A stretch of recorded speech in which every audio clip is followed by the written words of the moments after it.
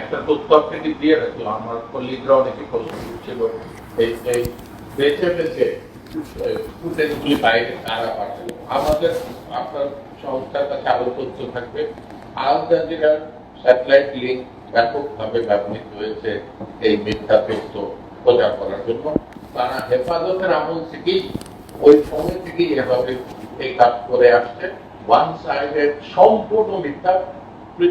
হ্যাঁ, পৃথিবীর বহু দেশে কিন্তু আল জাজিরাকে নিষিদ্ধ করেছে। আপনার বিবেচনা অন্তত তাদেরকে ডেকে আল জাজিরা দেখানো এবং কাতার সরকারকে এই সম্পর্কে প্রতিবাদ পাঠানোর প্রয়োজন বলে আমরা মনে করি।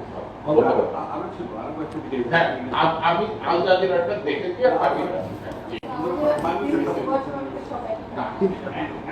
আল জাজিরা বলছে বাংলাদেশ সুদানের মতো, সুদানের সাথে তুলনা। ধন্যবাদ মাননীয় প্রধানমন্ত্রী। আমার নাম জাহিদুল হাসান পিন্টু, আমি বিবিসি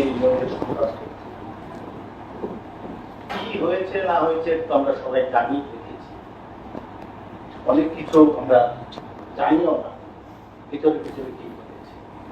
আমার যে প্রফেশনাল বিষয় ছিল যেটা আপনি অ্যাড্রেস করলে ভালো হয়।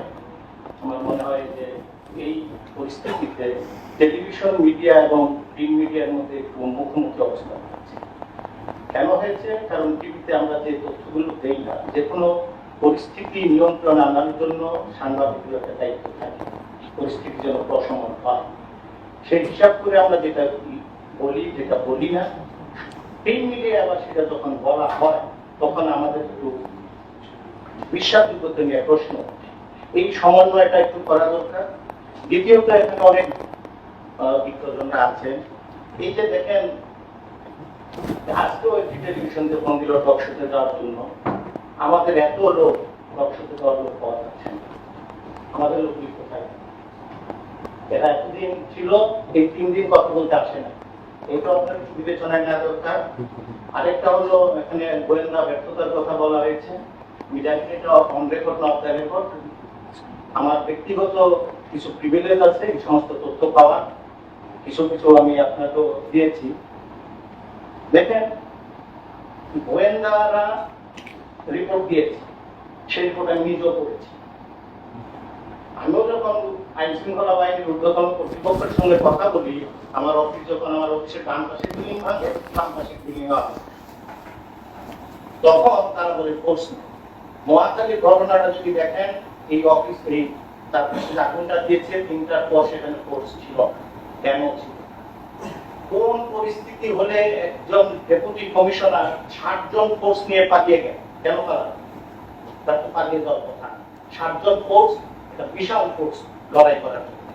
কিন্তু আমরা বার্তায় দেখেছি। আমার কাছে মনে হচ্ছে পর্যাপ্ত, এই যে বুধবার দিন রাত, সেটা আমি নিজের সামনে ছিলাম বলে একজন ঊর্ধ্বতন কর্মকর্তা নির্দেশ দিলেন ঢাকায় 4-5 থেকে লোক ঢুকবে। গোয়েন্দা তথ্য ছিল এবং ছিল বলেই ঢাকার চারপাশে পুলিশটাই বসেছিল। কেন বসেছিল? তথ্য ছিল। কিন্তু একজন বড় কর্মকর্তা, আমি নাম বলছি না, আমাদের ছোট ভাই ডিএসিএনকে আমার সঙ্গে ছাত্রলীগ করেছেন, সে বলছে একটি তীব্র উঠতে দিবেন, হাতি উঠে। কেন? এই প্রশ্নগুলো আমার মনে হয় আমাদের প্রশাসন ঠিক মতো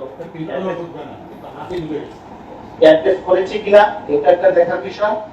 আরেকটি বিষয় আমি একটু বলি, আবার এই আত্মসমালোচনাটা একটু করা দরকার। আমার কষ্ট লাগে কেন, আমি এরশাদ বিরোধী ছাত্র আন্দোলনে ছিলাম, তো ইলিয়াসের সঙ্গে ফাইট করে আমরা ছাত্রলীগের প্যানেল দিয়েছিলাম।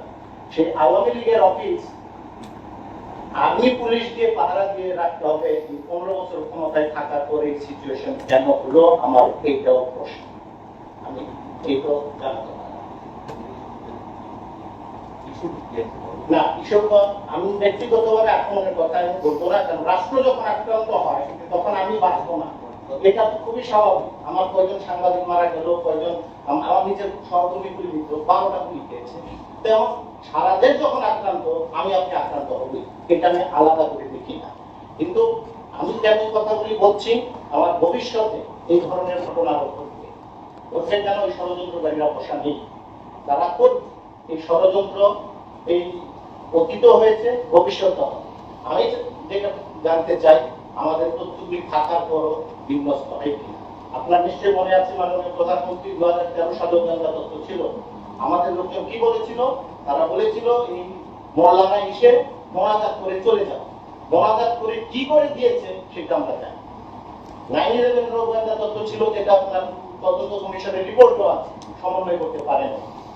আমরা কোথায় কোথায় ভুল করলাম, কার ভুল, কে ভুল করেছে, বা ভবিষ্যতে আমি তাই করছি নেক্সট টাইম এই ধরনের ষড়যন্ত্র মোকাবেলা করার জন্য আমার মনে হয় আমাদের আত্মসমালোচনা এবং মূল্যায়ন করা। ধন্যবাদ মাননীয়